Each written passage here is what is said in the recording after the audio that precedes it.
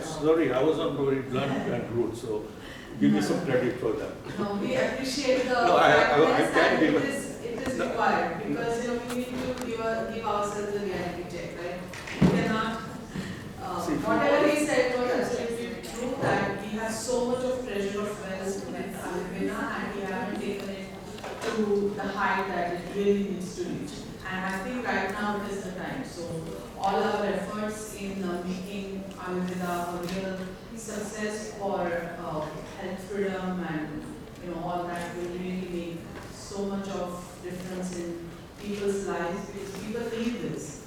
It's not the other way around. It's not we need people. It's people really need Ayurveda, and we can help. We can offer them whatever we are learning from Ayurveda for humanity, for mankind. That is the main goal of Ayurveda, right? Yes, thank you. Just want to make sure that I want to make clear that I could have been a little bit more to the point, but I was a little bit. No. Thank you very much. So, Sarve Bhavantu Sukhina, Sarve Santu Niramaya. This is the rule of Ayurveda. So we want to bring it to the world, and as Mr. Nandi said, we haven't been using it to its highest potential. So let's all pledge that we will try our best. Thank you so much. Now I will invite we call him uncle, Mr. Anil Deshpande of Deshpande Family Trust. He has been our generous donor. Anytime we need any financial help, we have to, and every conference he donates very generously just by one phone call. It's like, okay, what do you need? So thank you so much. They say money talks, but I didn't come to talk to you today. I was surprised when I asked to talk. Obviously, I find myself in a situation where everybody sitting in front of me knows a hell of a lot more about Ayurveda than I do. So, what is it that I want to share with you? I'm not a healthcare practitioner and having businesses like that, Mr. Gandhi also. So, but everybody has some unique perspective. And I thought about it, and here it is. I came to this country in 1970, fall of 1970. Many of you are not born yet. So, I've been here that long.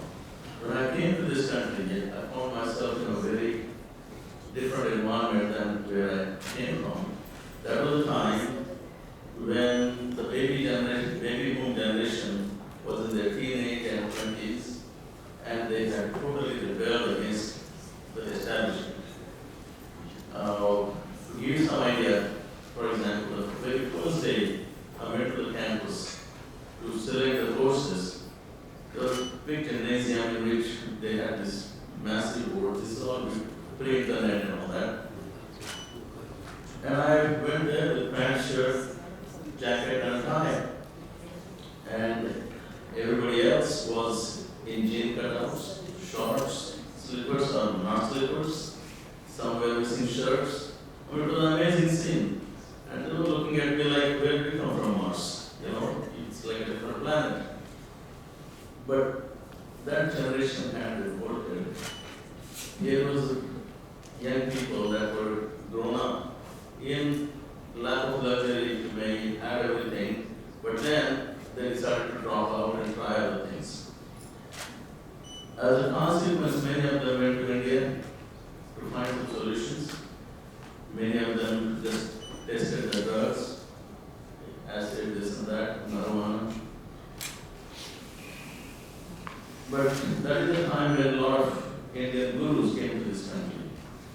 Hare Krishna movement, Osho, etc. Many of them.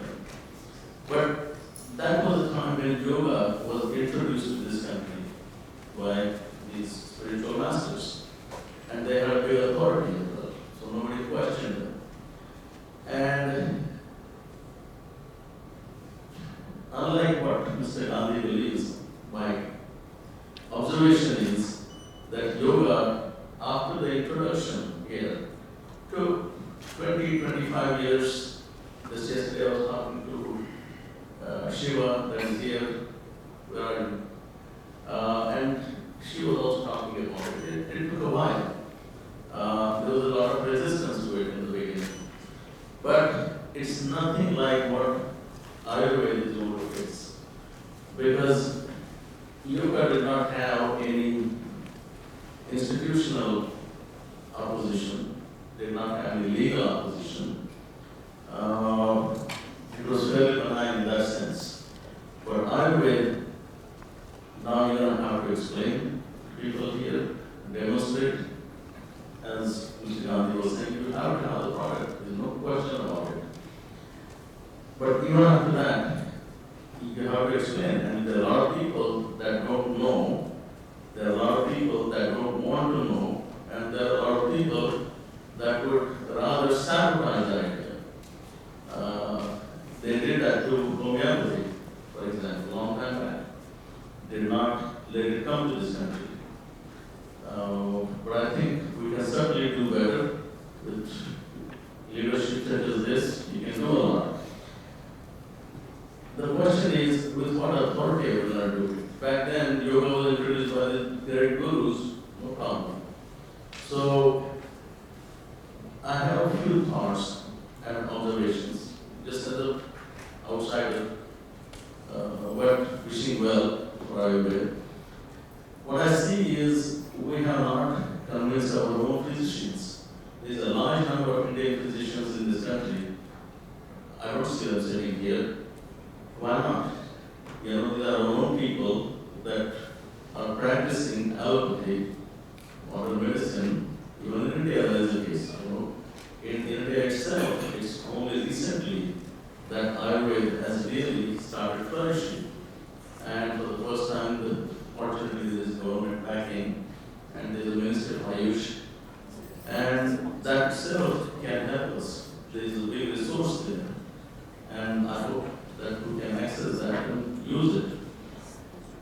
As far as getting into the institutions here, convincing the doctors, convincing the patients, convincing the hospitals, insurance companies, big problem. So,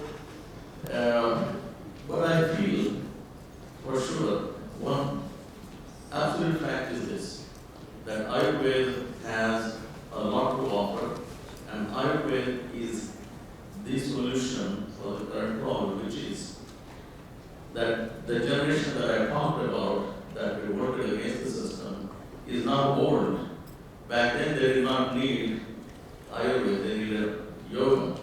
Now they need Ayurveda because the current system is failing them.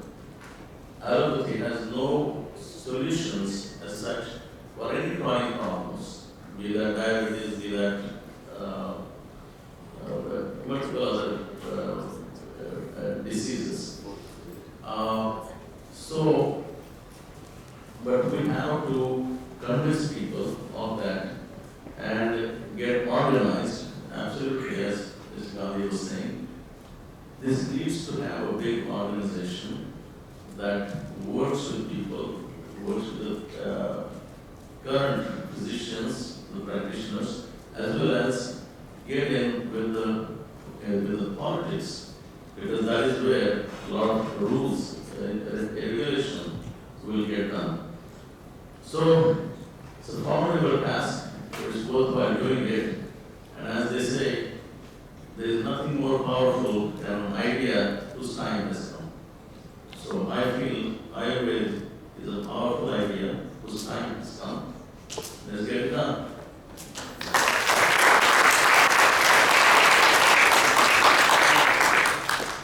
Thank you so much. I think what you just said really hit it. So let me invite, we do not have Dr. Danny Gaikwad here today, but we will have our Dr. Pathak, who is the USF Pharmacy College Dean here, and he will say a few words.